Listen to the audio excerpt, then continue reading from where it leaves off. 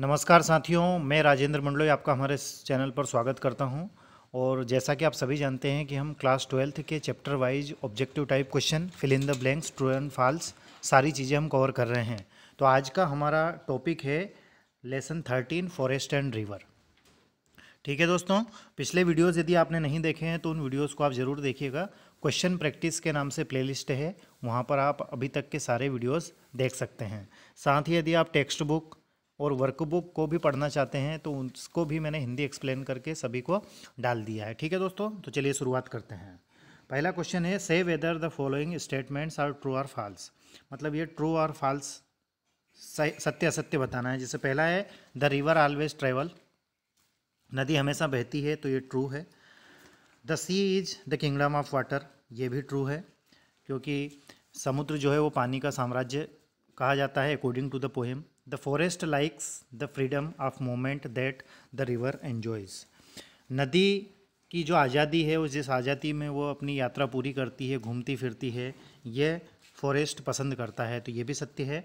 The river enjoys the majestic seclusion, नदी majestic seclusion मतलब एकांतवास, अद्भुत एकांतवास जो है उसको एंजॉय करती है, तो नहीं करती है, ये फॉल्स है। ठीक है। पांचवा है, द फॉरेस्ट लॉन्ग्स फॉर काम एंड रेस्ट। लॉन्ग्स का अर्थ होता है तरसना। क्या अर्थ होता है? तरसना। देखिए, थोड़ा सा हमें क्या है, हमारी वोकेबलरी बढ़ाना इंपॉर्टेंट है। जैसे वोकेबलरी मतलब जितना ज़्यादा हमारा शब्दकोश होगा उतना ही ज़्यादा हम अच्छे से अंग्रेजी को समझ पाएंगे। जैसे LONG लॉन्ग मतलब होता है लंबाई की बात करता है, वो लंबा। लेकिन यहाँ यदि LONG में S लगा देते हैं लॉन्ग्स, तो इसका अर्थ होता है तरसना।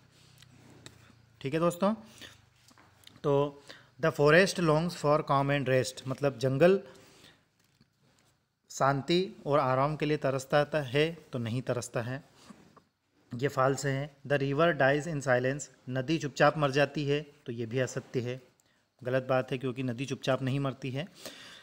The forest is a living emerald, forest क्या है? लिविंग इमराल्ड है। इमराल्ड एक ग्रीन कलर का प्राइस लेस मतलब माफ़ कीजिएगा अमूल्य पत्थर है ना, पत्थर की तरह उसको बताया गया है, तो ये सत्य है। The river calls the forest the passionate vigorous spirit, तो नदी नहीं कहती है, फॉरेस्ट जंगल को कहता है पैशनेट विगोरस स्पिरिट, तो ये फॉल्स है। The river consider it's journey purposeful, माफ़ कीजिएगा, तो ये भी असत्य है।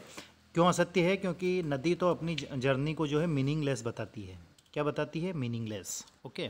अगला है, the passer by desires to be a forest, passer by confuse रहता है कि मैं नदी बनूं, जंगल बनूं या फिर दोनों, तो ये भी असत्य होगा। अगला है question number 2, complete the lines of the poem with the words given in box below, मतलब इन शब्दों की सहायता से इन लाइनों को पूरा करना है ना। जैसे यदि आपने पोएम अच्छे से पढ़ी है तो आपको ये चीज़ करने में प्रॉब्लम नहीं होगी। जैसे लिखा हुआ है एसेस, रिवर, इमराल्ड, डोमेन और टर्कोइज, तो रसिंग टुवर्ड्स द प्योर डोमेन होगा। ठीक है। अगला है, द लिक्विड है ना, लिक्विड टर्कोइज, ठीक है, ऑफ लाइट। अगला है, मतलब पानी जो है वो टर्कोइज मतलब फिरोजी रंग का पत्थर जो है वह सूर्य के प्रकाश में चमकता है। Nothing will remain of me but handful of ashes, मतलब एक मुट्ठी भर राख ही मेरे पास रहती है। Cried the river I wish I were you, नदी चिल्ला कर कहती है कि काश मैं तुम्हारे जैसी होती। किससे कह रही है? फॉरेस्ट किससे कहती है?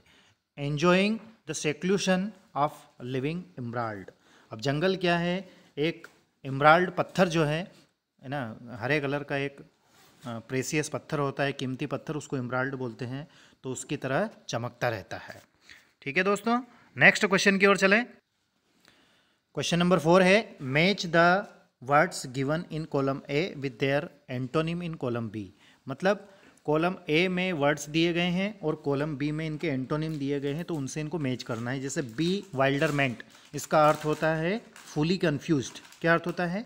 फुली कन्फ्यूज्ड मतलब पूरे तरीके से कन्फ्यूज होना। तो इसका जो एंटोनिम होगा वो होगा सर्टेनिटी। अगला है साइलेंस। साइलेंस मतलब होता है चुप। तो यहाँ पर एक वर्ड दिया गया है डीन। डीन का अर्थ होता है शोरगुल या हो हल्ला। अगला है ट्रांसपेरेंट। यहाँ पर एक थोड़ा सा मिसप्रिंट है, तो हम उस सिचुएशन को भी देखते हैं कि यदि इस प्रकार की सिचुएशन आती है कि एक तरफ कुछ कोई सा वर्ड ऐसा दिया गया है जो मिसप्रिंट है या फिर समझ में नहीं आ रहा है, तो उसको हम बाद में करेंगे। ठीक है, तो देखते हैं। जैसे फॉरवर्ड है तो फॉरवर्ड का अर्थ होता है आगे की ओर, तो इसमें आएगा बैकवर्ड। ठीक है, अब क्या बचा हुआ है? हेवन। तो हेवन का अर्थ होता है स्वर्ग, तो हेल इसका उल्टा होगा, मतलब नर्क। ठीक है, अब बचा क्या है? इधर ट्रांसपेरेंट बचा हुआ है और उधर बचा हुआ है OBAQUE, तो इसका फिर यही होना चाहिए। भले ही यहाँ पर ये गलत भी दिया होगा तो कॉपी चेक करने वाले को आपको नंबर देने पड़ेंगे इस हिसाब से, क्योंकि बाकी जो सब आपने लगाए हैं वो सही लगाए हैं। ठीक है दोस्तों, उम्मीद करता हूँ कि आपको मैंने जो बताने चाह रहा हूँ वो आप तक पहुँच गया होगा। क्वेश्चन नंबर 5 है मैच सिनोनिम ऑफ फॉलोइंग्स। इसको मतलब कॉलम अ को कॉलम ब से जोड़ना है। इसमें इधर के कॉलम अ के वर्ड्स के सिनोनिम दिए गए हैं। इससे पहले मैं आपको जानकारी दे दूं कि हमारे चैनल के माध्यम से क्लास 12th की इंग्लिश की यदि हम बात करें तो चाहे वो टेक्स्ट बुक हो, वर्कबुक हो, ग्रामेटिकल पोर्शन हो, राइटिंग स्किल हो, A to Z मटेरियल, चाहे नोट में की हम समरी हो, सभी हम कवर कर रहे हैं और कवर किया हुआ भी है। हर टॉपिक के अलग अलग आपको प्लेलिस्ट मिलेगी। आप चाहें तो नोट में की हम समरी की प्लेलिस्ट देखें और वहाँ से rules and regulation with example देखें और समझने का प्रयास करें। उसके बाद में आप टेक्स्ट बुक की बात करें तो टेक्स्ट बुक की पूरी टेक्स्ट बुक हमने कवर करके रखी हुई है। उसके क्वेश्चन आंसर हैं, इंपॉर्टेंट क्वेश्चन हम आपके लिए प्रोवाइड करा रहे हैं। ठीक है, उसके बाद में आपके जैसे नोटिस है ना, रिपोर्ट, कंपोजिशन, शॉर्ट कंपोजिशन है ना, लॉन्ग कंपोजिशन, उसके बाद में फॉर्मल इनफॉर्मल लेटर्स, सारी चीज़ें आपको मिलेंगी। तो हमारे चैनल पर यदि आप नए हैं तो चैनल को आप सब्सक्राइब करें, साथ ही आपके फ्रेंड्स, रिलेटिव, क्लासमेट्स के पास इन वीडियोस को शेयर करना ना भूलें। ठीक है दोस्तों, इसके बावजूद भी यदि आपको किसी प्रकार का कोई डाउट या कोई क्यूरी रहे तो आप कमेंट्स कर सकते हैं, पर्सनली मुझसे कॉन्टैक्ट कर सकते हैं। ठीक है दोस्तों, चलिए अब क्वेश्चन नंबर 5 को हल करते हैं। Match the synonym of followings. Column अ को कॉलम ब से जोड़ना है। वीडियो को लास्ट तक देखिएगा, इसके बाद में मैं आपको एक महत्वपूर्ण जानकारी दूंगा, है ना, हमारे इस चैनल के लिए, चैनल की ओर से। अब वो क्या होगी वीडियो के लास्ट में आपको पता चलेगा। जैसे पहला है क्वाइटली। क्वाइटली का अर्थ होता है चुपचाप, है ना, तो वो होगा सीक्रेटली। सिनोनिम की बात हो रही है, मतलब पर्यायवाची। पैराडाइज मतलब होता है स्वर्ग, तो हेवन आएगा इसका। परस्यू, परस्यू का अर्थ होता है अपने लक्ष्य का पीछा करना, तो वो होगा फॉलो। फॉलो मतलब अनुसरण करना। पिक, पिक का अर्थ होता है शिखर। क्या अर्थ होता है? शिखर, तो इसका होगा टावर, है ना। अगला है जेंटल। जेंटल का अर्थ होता है सभ्य, तो वो होगा कोमल मतलब सॉफ्ट। अब वीडियो के लास्ट में मैं आपको महत्वपूर्ण जानकारी दूंगा, ये मैंने आपको बताया था। तो अब मैं आपको ये जानकारी दे दूं कि जैसे आपकी जो एग्ज़ाम है वो मार्च, मतलब मार्च एंड कह सकते हैं, मतलब अप्रैल और मई के बीच में आपकी एग्ज़ाम होगी। इन 2 महीनों के बीच में आपकी एग्ज़ाम कंफर्म होगी। अभी टाइम टेबल आया नहीं है। ठीक है, तो अभी जल्द ही 1-2 दिन में मैं डेली आपकी लाइव क्लासेस स्टार्ट करने वाला हूँ। ठीक है, मतलब क्लास 12th के हर चैप्टर को हम लाइव क्लासेस के थ्रू कंप्लीट करेंगे।